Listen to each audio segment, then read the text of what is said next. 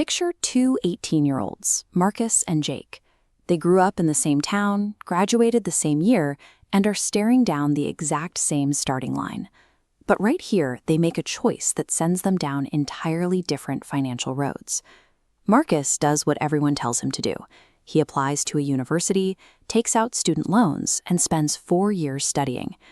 At 22, he walks across a stage in a cap and gown holding a diploma. He also holds $60,000 in student loan debt. Jake skips college. He spends those same 4 years working, learning a trade as an electrician, and building marketable skills. By 22, Jake has zero debt and $40,000 in savings. Ask most people who made the smarter move, and their gut says Marcus. We are conditioned to view the university route as the ultimate safety net. But blindly following that assumption is costing millions of Americans hundreds of thousands of dollars over their lifetimes. To understand why we think that way, you have to look backward. In the 1970s and 80s, the college formula actually worked. Having a degree was rare enough that it gave you a serious advantage.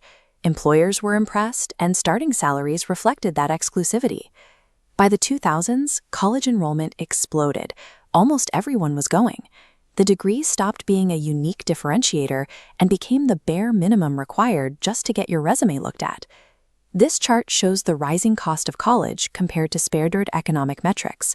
Notice the steep divergence right here. While inflation and wage growth stayed relatively flat, tuition costs began rising at roughly twice the rate of inflation every single year. You were paying significantly more for something that was worth relatively less. The economic math of the college formula broke down. Yet the messaging from parents, teachers, and society never adjusted. They kept repeating the same advice.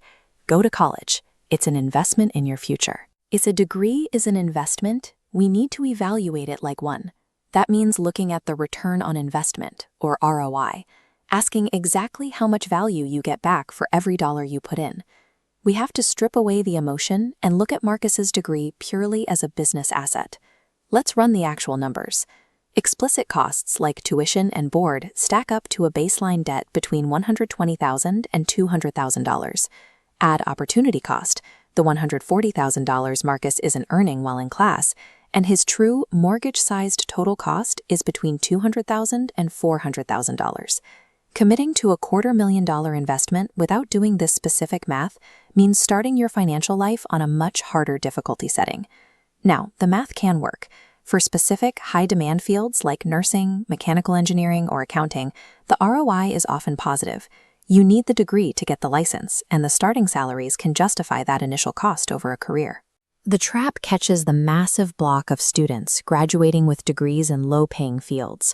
When you owe $80,000 in student loans and your starting salary is only $40,000 a year, you create a financial gap that can consume your entire 20s. We suffer from what I call the credential illusion. We assume a piece of paper guarantees value. But major companies like Google, along with Apple and IBM, are actively dropping degree requirements for many of their positions. They've realized that a portfolio of specific skills and real-world adaptability will actually predict performance, not a diploma. So why do smart people keep falling for this? It comes down to psychology. There's social proof. When every adult in your life tells you to go to college, you just follow the current. And then there's the sunk cost fallacy. Once a student is 2 years deep into a degree they regret, leaving feels like wasting the money already spent, so they keep going. While education and networking are valuable, the fear of social judgment can often override a clear-eyed look at the math. If the primary motivation for the degree is the fear of being the only person at the dinner table without a college story, that choice carries a massive long-term price tag. Context is everything here. A degree is a tool, and its value depends entirely on what you are building and what you have to give up to get it. First, start with the specific career outcome you want and find out if a degree is actually mandatory. Second, run the real numbers. Calculate the explicit costs plus your opportunity cost and compare that against your target starting salary. Trade schools, certifications, and apprenticeships represent direct calculated bets on a person's ability to create value. In many industries, these paths lead to a positive net worth much faster than a standard academic route. Finally, if a degree is strictly required for your path, you must be strategic about minimizing the debt.